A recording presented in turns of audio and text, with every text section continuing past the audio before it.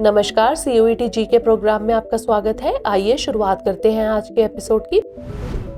पहला प्रश्न है, भारत में जन्म और मृत्यु दर में व्यापक अंतर कब आना शुरू हुआ? वर्ष 1901 और 1911 के बीच, वर्ष 1911 और 1921 के बीच, वर्ष 1921 और 1931 के बीच, या फिर वर्ष 1931 और 1941 के बीच। इसका सही जवाब है ऑप्शन सी, 1921 और 1931 के बीच। वर्ष 1921 से 1931 के दशक के बाद जन्म और मृत्यु दर में काफी अंतर आने लगा। वर्ष 1931 से पहले जन्म और मृत्यु दरें ऊंची थी, लेकिन इस अवधि के बाद मृत्यु दर में तेजी से गिरावट आई, जबकि जन्म दर में मामूली गिरावट आई। अगला प्रश्न, छठी शताब्दी ईसा पूर्व को प्रायः प्रारंभिक भारतीय इतिहास में एक प्रमुख मोड़ माना जाता है। निम्नलिखित में से कौन सी घटना इस युग से संबंधित नहीं है? प्रारंभिक राज्य और शहर, लोहे का बढ़ता उपयोग, सिक्कों का विकास, या फिर कागज का प्रचलन। इसका सही जवाब है ऑप्शन डी, कागज का प्रचलन। ऐसा माना जाता है कि कागज बनाने की उत्पत्ति चीन में दूसरी शताब्दी ईसवी के आसपास हुई थी, जो छठी शताब्दी ईसा पूर्व की तुलना में बहुत बाद में हुई थी। अगला प्रश्न, किसके शासनकाल में शास्त्रीय भारतीय संगीत पर फारसी में सबसे अधिक पुस्तकें लिखी गई? शाहजहां, जहांगीर, अकबर, या फिर औरंगजेब? इसका सही जवाब है ऑप्शन डी, औरंगजेब। औरंगजेब के शासनकाल में शास्त्रीय भारतीय संगीत पर सबसे ज्यादा फारसी किताबें लिखी गई। वह संगीत का संरक्षक था और उसने शास्त्रीय भारतीय संगीत के विकास का समर्थन किया। अगला प्रश्न, ब्राह्मणों ने किस प्रकार के ग्रंथों की रचना शुरू की जिसमें शासकों और अन्य सामाजिक श्रेणियों के लिए मानदंड निर्धारित किए गए? वेद, उपनिषद, धर्मसूत्र, या फिर महाकाव्य? इसका सही जवाब है ऑप्शन सी, धर्मसूत्र। धर्मसूत्र धर्म साहित्य के विशाल संग्रह के अंदर एक प्रकार का पाठ है। वे सामाजिक आचरण, विभिन्न वर्गों यानी वर्णों के कर्तव्यों और शासकों के लिए शासन कला के बारे में विस्तृत दिशा निर्देश प्रदान करते हैं। अगला प्रश्न, प्रारंभिक बौद्ध और जैन ग्रंथों में कितने महाजनपदों का उल्लेख है?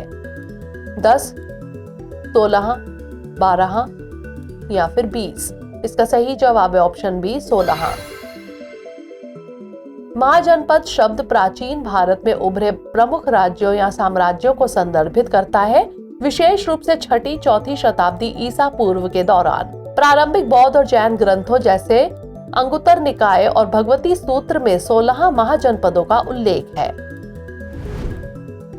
अगला प्रश्न, भारत में पहली बार प्राक्कलन समिति का गठन किस वर्ष किया गया था? 1948, 1950, 1947, या फिर 1949? इसका सही जवाब है ऑप्शन बी, 1950। वर्ष 1950 में पहली बार गठित प्राक्कलन समिति एक संसदीय समिति है जिसमें 30 सदस्य होते हैं। अगला प्रश्न, दिल्ली सल्तनत काल में तबकाते नासिरी की रचना किसने की थी? हसन निजामी, आमिर खुसरो, मिनहाज उस सिराज, या फिर जियाउद्दीन बर्नी? इसका सही जवाब है ऑप्शन सी, मिनहाज उस सिराज।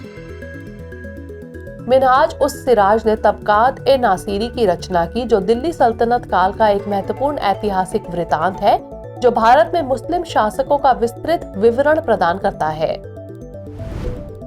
अगला प्रश्न, निम्नलिखित में से विद्युत धारा की एसआई इकाई है?